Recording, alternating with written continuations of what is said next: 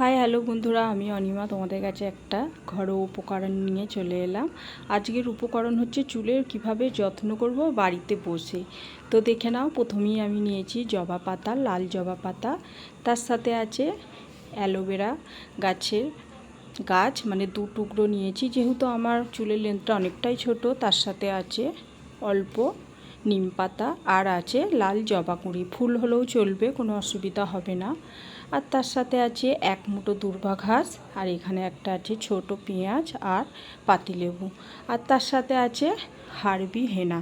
তো বন্ধুরা, আমি এই হেনাটা ইউজ করি, তাই আমি হেনাটা নিয়েছি। হেনাটা তোমরা স্কিপ করেও যেতে পারো, আবার দিতেও পারো, যে যেটা হেনা ইউজ করো সেটা দিতে পারো। আর তার সাথে নিয়েছি তেল। তো এই তেলটা আমি ইউজ করি বাজাজ, তো আমি এটাই নিয়েছি। তোমরা যে তেলটা ইউজ করো সেটা তোমরা এখানে ব্যবহার করবে। তো সব উপকরণগুলো তোমাদের দেখিয়ে দিলাম।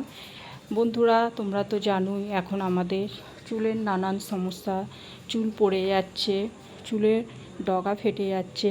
তো বাড়িতে বসে যদি এই ঘরোয়া উপকরণটা অ্যাপ্লাই করে তোমাদের কাজে লাগে তো তোমরা করতে পারো। তো আমার এইটা করার পর অনেকটাই চুল ওঠা কমে গেছে, তাই ভাবলাম তোমাদের সাথে একটু শেয়ার করি। আশা করি তোমাদের কাজে লাগবে।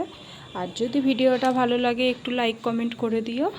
আর এই উপকরণগুলো তোমাদের জোগাড় করতে আশা করি কোনো বন্ধুরই অসুবিধা হবে না। এগুলো আমাদের বাড়ির আশেপাশে পাওয়া যায়, শুধু একটু কষ্ট করে গিয়ে জোগাড় করতে হবে। আর এই উপকরণগুলি ভালো করে জলে ধুয়ে নিতে হবে, যেহেতু এর মধ্যে ধুলো বালি আর পোকামাকড় থাকে। তো ভালো করে ধুয়ে একটা মিক্সি জারের মধ্যে দিয়ে ভালো করে ব্লেন্ড করে নিতে হবে। পেস্টটা এতটাই নরম করতে হবে, মানে আমি বলতে চাইছি মিহি করতে হবে।